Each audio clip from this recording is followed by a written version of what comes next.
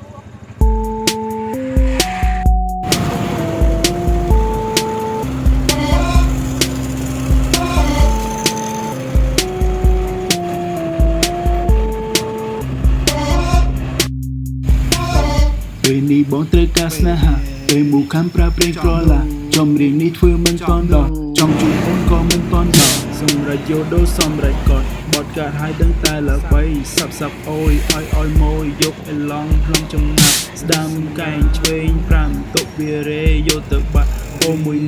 អូមួយឬមួយទៀតតុបអីយ៉ាតុបដូចអ៊ីស្រាអែលដាក់រាប់